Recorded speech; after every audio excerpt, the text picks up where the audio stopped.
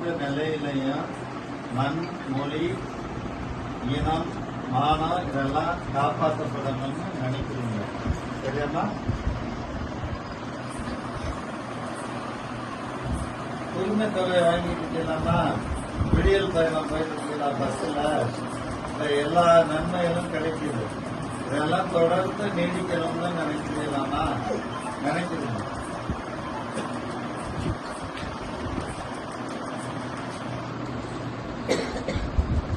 இப்பமா மத்திய ஆட்சியில நமக்கு கிடைக்க வேண்டிய நிதி எல்லாம் கிடைக்கல. நம்ம பள்ளிக்கூடத்துல படிக்கிற பிள்ளைங்களுக்கு 4000 கோடி மத்திய ஆட்சி பணம் கொடுக்காம ஓர வஞ்சனை பண்றாங்க.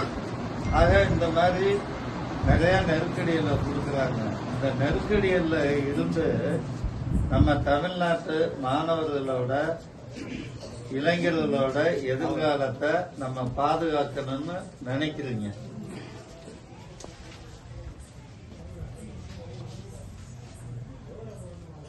இப்ப டெல்லி அதிகாரத்துக்கு பயப்படாம துணிச்சலா நம்ம தமிழ்நாட்டு உரிமைகளை காப்பாற்றுற முதலமைச்சர் தளபதி மு.க. ஸ்டாலின் தான் தொடர்ந்து முதலமைச்சரா நீடிக்கணும்னு நீங்க நினைக்கிறீங்க.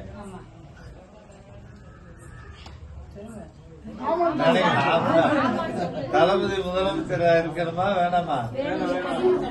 வேணும் தானே? சரி.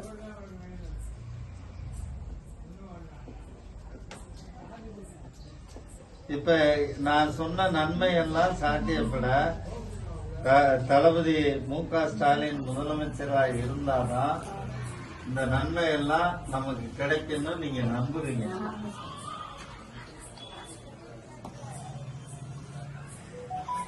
இப்ப இது மாதிரி ஒரு நிரந்தர தலைவர் இருந்தாதான் இதெல்லாம் சாத்தியப்படும் அப்படின்னு நம்பி திமுகவுல நீங்க உறுப்பினரா உங்களையும் உங்க குடும்பத்தையும் இணைச்சுக்கிறீங்க.